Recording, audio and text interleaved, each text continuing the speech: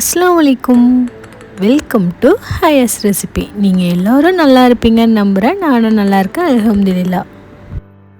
இன்றைக்கி 10 நாள் வச்சாலும் கெட்டு போகாமல் இருக்கிற மாதிரி சூப்பரான ஸ்நாக்ஸ் ரெசிபி தாங்க பார்க்க போகிறோம். இதை வீட்டில் இருக்கிற பொருளை வச்சு நினச்ச உடனே செஞ்சு முடிச்சிடலாம். உங்கள் வீட்டில் குழந்தைங்க ஸ்நாக்ஸ் கேட்டாங்கன்னா டக்குன்னு ஓடி போய் கடையில் வாங்காமல் வீட்டில் இருக்கிற பொருளை வச்சு சிம்பிளாக பண்ணுற மாதிரி ஒரு ஸ்நாக்ஸ் ரெசிபி தான் பார்க்க போகிறோம். கோதுமை மாவு இருந்தால் போதுங்க, டக்குன்னு பண்ணிடலாம். வாங்க அதுக்கு தேவையான பொருள் என்னென்னு பார்த்துடலாம். அதுக்கு நான் கோதுமை மாவு 2 கப் எடுத்திருக்கேன். அது கூட 1/4 கப் தேங்காய் எடுத்துக்கலாம். அது கூட 1/2 கப் ஜீனி எடுத்துக்கலாம். 3 டேபிள் ஸ்பூன் ரவை எடுத்துக்கலாம்.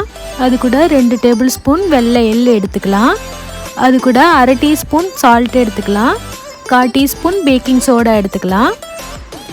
அது கூட 2 டீஸ்பூன் வாசனை உள்ள நெய் எடுத்துக்கலாம். இப்போது இதெல்லாம் எடுத்து நம்மளுக்கு ரெடியாக இருக்குது. இப்போ வாங்க எப்படி செய்யலான்னு பார்க்கலாம். ஃபஸ்ட்டு தேங்காவை அரைச்சி எடுத்துக்கலாம். ஒரு மிக்ஸி ஜாரில் தேங்காவை சேர்த்து அது கூட வாசனைக்காக 5 ஏலக்காய் சேர்த்துக்கோங்க. இதை மாதிரி பல்ஸ் மோடில் விட்டு அதுக்கப்புறம் நம்ம எடுத்து வச்சுருந்த ஜீனியை ஆட் பண்ணி கொரப்பாக அரைச்சி எடுத்துகிட்டு வந்துடலாம். இந்த அளவுக்கு அரைஞ்சால் போதும், தண்ணி எதுவுமே ஊற்றக்கூடாது. இப்போது மாவு பிசையறதுக்காக ஒரு பாத்திரம் எடுத்து அது கூட எடுத்து வச்சுருக்க கோதுமை மாவு, எடுத்து வச்சுருக்க ரவா, பேக்கிங் சோடா, உப்பு அதெல்லாம் போட்டு ஃபஸ்ட்டு இது மாதிரி நல்லா கலந்து விட்டுக்கோங்க. அதெல்லாம் இது மாதிரி நல்லா மிக்ஸ் ஆனதுக்கப்புறமா நம்ம எடுத்து வச்சுருக்க நெய்யை ஆட் பண்ணி நல்லா கலந்து விட்டுக்கலாம்.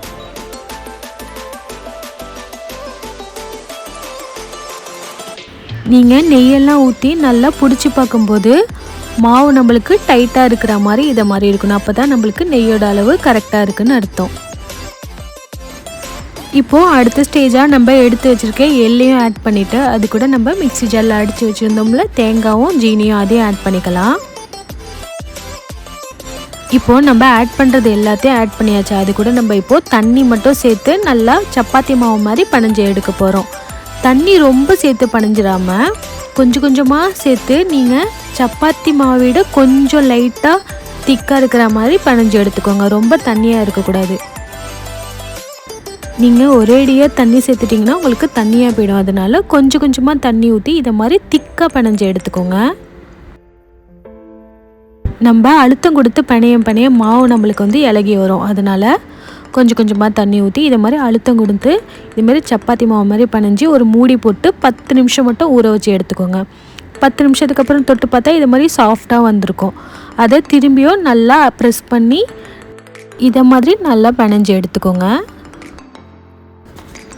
இப்போ நம்ம ரெடி பண்ணி வச்சுருக்கிற மாவை 2ஆக இதை மாதிரி பிரித்து எடுத்துக்கோங்க. இதை நம்ம அப்படியே ரோல் பண்ணி எடுக்க போகிறோம். ரோல் பண்ணும்போது வெடிப்புகள்லாம் இல்லாமல் நல்லா ஈவனாக இருக்கிற மாதிரி பார்த்துக்கோங்க. இதை மாதிரி நம்ம உருட்டி எடுத்துக்கணும். உருட்டி எடுக்கும்போது வெடிப்புகள் இல்லாமல் பார்த்துக்கோங்க.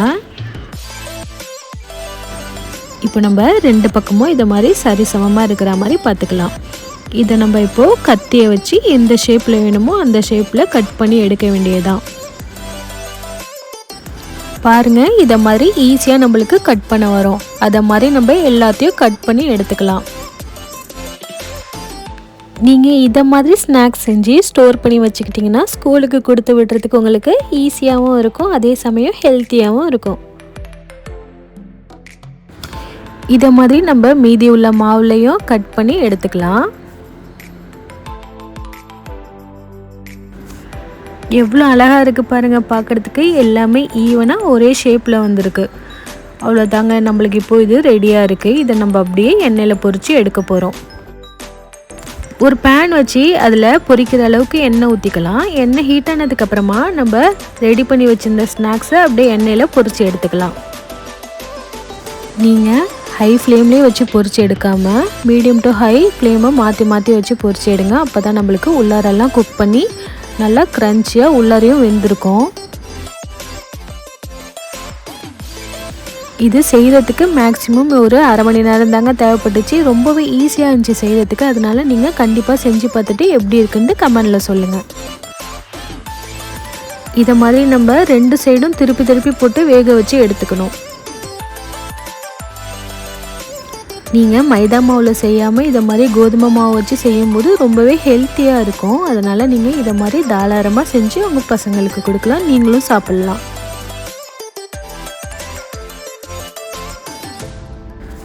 இது நம்மளுக்கு வெந்து வரத்துக்கு மேக்ஸிமம் 3 நிமிஷம் தேவைப்பட்டுச்சுங்க.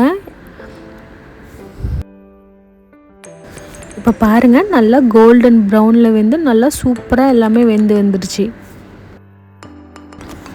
இப்போது எல்லாத்தையும் எண்ணெயிலேருந்து எடுத்துடலாம்.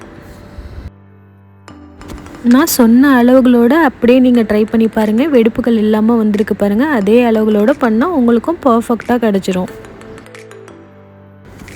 இதே மாதிரி நம்ம ரெடி பண்ணி வச்சுருந்த எல்லாத்தையுமே சுட்டு எடுத்துக்கலாம். அவ்வளோ தாங்க, ரொம்பவே ஈஸியாக கோதுமை மாவு வச்சு ஒரு சூப்பர் டேஸ்டியான ஸ்நாக்ஸ் நம்மளுக்கு ரெடி பண்ணியாச்சு. இது சாப்பிடும்போது வெளியில் க்ரன்ச்சியாகவும் உள்ளார சாஃப்டாகவும் ரொம்பவே நல்லா இருந்துச்சு. கண்டிப்பாக ட்ரை பண்ணி பாருங்கள். உங்கள் வீட்டுக்கு டக்குன்னு கெஸ்ட் வந்துட்டாங்கன்னா அவங்களுக்கு இதை டீ போடுற டைம்லேயே செஞ்சு முடிச்சிடலாம். அவ்வளோ ஈஸியான ஒரு ரெசிபி. இந்த வீடியோ பிடிச்சிருந்துச்சுன்னா மறக்காமல் லைக் பண்ணி சப்ஸ்கிரைப் பண்ணுங்கள்.